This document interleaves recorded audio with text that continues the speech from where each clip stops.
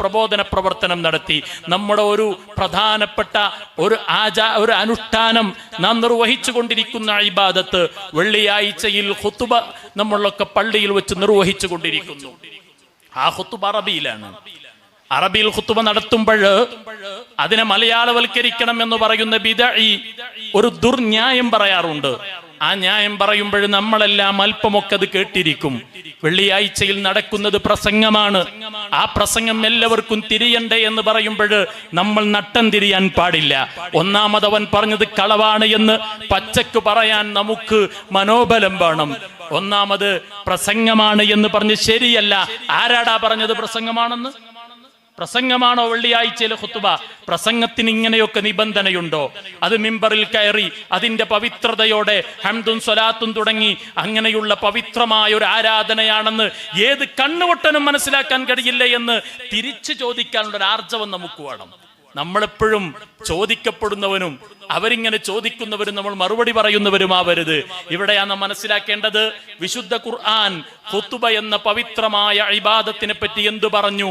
യാ അയ്യുഹല്ലദീന ആമനു ഇദാ നൂദിയ ലിസ്സലാത്തി മിൻ യൗമിൽ ജുമുഅത്തി ഫസ്ഔ ഇലാ ദിക്രില്ലാഹ്. ഖുർആനിന്റെ അധ്യാപനമാണ്. എന്താ അതിന്റെ അർത്ഥം? സത്യവിശ്വാസികളെ, നിങ്ങൾ വെള്ളിയാഴ്ച ദിവസം പള്ളിയിലേക്ക് വിളിക്കപ്പെട്ടാൽ ഫസ്ഔ, നിങ്ങൾ ഉളരി പോകണം, ഇലാ ദിക്രില്ലാഹ്, അല്ലാഹുവിന്റെ ദിക്റിലേക്ക്.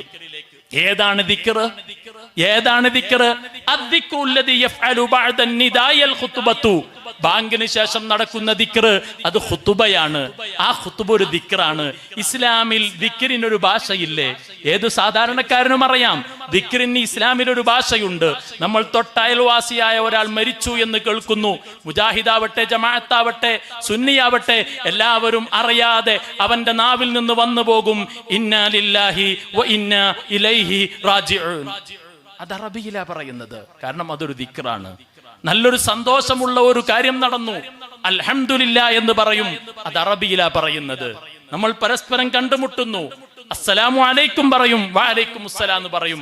ഇത് ഇസ്ലാമിന്റെ ആരാധനയുടെ ഭാഷാപരമായ ലോക ഐക്യമാണ്.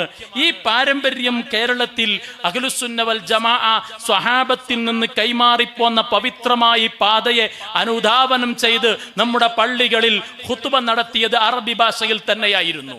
പിന്നീട് എവിടെന്നാ ഇങ്ങനെ ഒരു മലയാള പ്രസംഗം വന്നത്? അത് തുർക്കിയിൽ മുസ്തഫ കമാൽ പാഷ എന്ന് പറഞ്ഞ ഒരാൾ ഭരണം നടത്തി. അദ്ദേഹം തുർക്കിയിൽ അറബി ഭാഷയ്ക്ക് പകരമായിട്ട് തുർക്കി ഭാഷയിൽ ഖുതുബ ഓതാൻ പറഞ്ഞു. എന്തായിരുന്നു കാരണം? മുസ്തഫ കമാൽ പാഷ ഒരു മതനിഷേധിയായിരുന്നു. അതുകൊണ്ട് തന്നെ മതത്തിന്റെ ചുറ്റുവട്ടങ്ങളിൽ കഴിഞ്ഞു പോകുന്ന മുസ്ലിം സമൂഹത്തിന്റെ മനസ്സിൽ നിന്ന് ഈ അറബി ഭാഷയെ ഉന്മൂലനം ചെയ്യാൻ വേണ്ടി അദ്ദേഹം അവിടെ നിന്ന് ചെയ്ത പ്രവർത്തനം അറബി ഭാഷ ഇല്ലായ്മ ചെയ്യാൻ ആദ്യം വെള്ളിയാഴ്ചയിലെ ഖുതുബ തുർക്കി ഭാഷയിലാക്കാൻ പറഞ്ഞു. തുർക്കി ഭാഷയിലാക്കാൻ പറഞ്ഞപ്പോഴതിന് ശക്തമായ വിമർശനമുണ്ടായി. തഫ്സീറുൽ മനാർ എന്ന് പറഞ്ഞ റഷീദുദ്ദീല എന്ന് പറഞ്ഞ മുജാഹിദ് പ്രസ്ഥാനത്തിന്റെ അപ്പോസ്തലനാണ്, തന്തപ്പിടിയാണ്. അദ്ദേഹത്തിന്റെ തഫ്സീറുൽ മനാറിൽ കാണാൻ കഴിയും, വലാ യസാലൂന യഖറഊനൽ ഖുർആൻ വഅദ്കാറസ് സ്വലാത്തി വഖുതുബത്തൽ ജുമുഅത്തി വൽ ഈദൈനി ഫീ ലുഗത്തിൽ അറബിയ്യ ഇല്ലാ മാ ശദ്ദത് ബിഹിൽ ഹുകൂമത്തുൽ കമാലിയത്തു തുർക്കിയ്യ. മുസ്ലിമീങ്ങൾ ആയിക്കൊണ്ടേയിരുന്നു. മുസ്ലിമീങ്ങളുടെ ചരിത്രമാണ് ആയിക്കൊണ്ടേയിരുന്നു. അവർ അറബി ഭാഷയിൽ ഖുതുബ ഓതുന്നവരായിരുന്നു. അങ്ങനെ വന്ന് വന്ന് വന്ന് ആ ചരിത്രത്തിന്റെ പവിത്ര പാന്താവിലൂടെ സഞ്ചരിച്ചു വരുമ്പോൾ ഇല്ലാ മാ ശദ്ദത് ബിഹി അൽ ഹുകൂമത്തുൽ കമാലിയത്തു തുർക്കിയ്യ, തുർക്കിയിലെ മുസ്തഫ കമാൽ പാഷ അതിന് വിരുദ്ധമായി പ്രവർത്തിച്ചു. അറബിയല്ലാത്ത ഭാഷയിൽ ഖുതുബ ഓതാൻ പറഞ്ഞു. എന്തിനു വേണ്ടി? തംഹീദൻ ലിസ്വലാത്ത്, നിസ്കാരം അല്പം കഴിഞ്ഞാൽ തുർക്കി ഭാഷയിലാക്കാൻ വേണ്ടിയിട്ടുള്ള ഒരു തുടക്കമായിട്ടാണ് മുസ്തഫ കമാൽ പാഷ തുർക്കി ഭാഷയിൽ ഖുതുബ ഓതിയത്, ഖുതുബ ഓതാൻ കൽപ്പിച്ചത്. അതിനെ കേരളത്തിലെ ചില മൗലവിമാർ കടമെടുത്തു. എന്നിട്ട് അറബി ഭാഷയിൽ ഖുതുബ ഓതാൻ അറബി ഭാഷയിൽ നിന്ന് മാറ്റി മലയാളത്തിൽ പ്രസംഗമാക്കി മാറ്റി. എൻ്റെ പ്രിയപ്പെട്ട സഹോദരന്മാരെ, നാം ഇതിന്റെ പ്രമാണം മനസ്സിലാക്കണം. ഖുതുബ എന്നതൊരു പ്രധാനപ്പെട്ട ദിക്റാണ്. നമുക്കറിയാം വെള്ളിയാഴ്ചയിൽ നിസ്കാരം നടക്കുന്നത് അറബി ഭാഷയിലാണ്, ഖുതുബ നടക്കുന്നതും അറബി ഭാഷയിലാണ്. ഇമാമുൻ നബവി റളിയല്ലാഹു അൻഹുവിന്റെ ശറഹുൽ മുഹദ്ദബിൽ ഖുതുബ അറബിയാവണം എന്ന് ചർച്ച ചെയ്ത് അതിനൊരു ഹദീസ് തെളിവ് ഉദ്ധരിച്ചിട്ടുണ്ട്. സല്ലു കമാ റഅയ്തുമൂനി യുസല്ലി, നിങ്ങൾ നിസ്കരിക്കണം ഞാൻ എങ്ങനെയാണോ നിസ്കരിച്ചത് അങ്ങനെ നിസ്കരിക്കണം എന്ന് പറഞ്ഞ ആ ഹദീസ് ഉദ്ധരിച്ച് ഇമാം നാഫി റളിയല്ലാഹു അൻഹു പറയുന്നു, അഷ്റഫുൽ ഖൽഖ് മുഹമ്മദുർ റസൂലുള്ളാഹി, അഷ്റഫുൽ ഖൽഖ് മുഹമ്മദുർ റസൂലുള്ളാഹി സല്ലല്ലാഹു അലൈഹി വസല്ലമ തങ്ങൾ അറബിയിൽ നിസ്കരിച്ച് അറബിയിൽ ഖുത്ബ ഓതി. അതുകൊണ്ട് അറബിയിലാണ് ഖുത്ബ വേണ്ടത് എന്ന് ഇമാം നാഫി റളിയല്ലാഹു അൻഹു പറഞ്ഞതായി കാണാൻ കഴിയും. മാത്രമല്ല, നാം മനസ്സിലാക്കേണ്ട വളരെ പ്രധാനപ്പെട്ട ഒരു കാര്യമുണ്ട്. ഈ വിഷയത്തിൽ കേരളത്തിൽ വിവാദം കത്തിയ സമയത്ത് KM മൗലവി എന്ന് പറഞ്ഞ മുജാഹിദ് പ്രസ്ഥാനത്തിന്റെ അപ്പോസ്തലൻ ഒരു പുസ്തകം എഴുതി. എന്തിനാണ് പുസ്തകം എഴുതിയത്? അറബിയേതര ഭാഷയിൽ ഖുത്ബ പരിഭാഷപ്പെടുത്താം എന്നതിന് തെളിവന്വേഷിച്ച് അന്വേഷണത്തിന്റെ പരിസമാപ്തിയായി ജുമാ ഖുത്ബ എന്നൊരു പുസ്തകം എഴുതി. ആ പുസ്തകം എഴുതിയിട്ട് അതിന്റെ അവസാനം അദ്ദേഹം പറയുന്ന ഒരു കാര്യമുണ്ട്.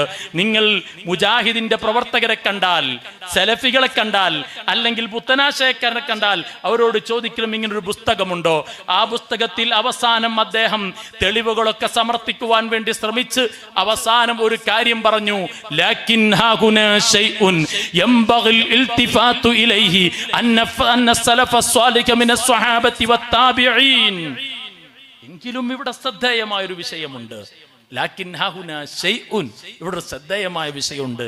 അന്ന സലഫ സ്വാലിഹ മിനസ് സ്വഹാബത്തി വത്താബിഈൻ, സ്വഹാബത്തും താബിഈങ്ങളും അവരൊക്കെ കാനൂ ഫീ ബിലാദിൽ അജം, അന്യ ഭാഷ സംസാരിക്കുന്ന സ്ഥലങ്ങളിൽ യഖ്തുബൂനൽ ഖുതബ്, അവർ ഖുത്ബകൾ നടത്തിയിരുന്നു. അവർ അറബി ഭാഷയിൽ ഖുത്ബ നടത്തി. അവരാരും അറബിയല്ലാത്തൊരു ഭാഷയിലേക്ക് അതിനെ തർജുമ ചെയ്തതിന് ചരിത്രത്തിൽ തെളിവില്ല എന്ന് പച്ചക്ക് എഴുതി വച്ചത് KM മൗലവി എന്ന മുജാഹിദ് പ്രസ്ഥാനത്തിന്റെ അപ്പോസ്തലനാണ്. ഇവിടെ മനസ്സിലാക്കണം,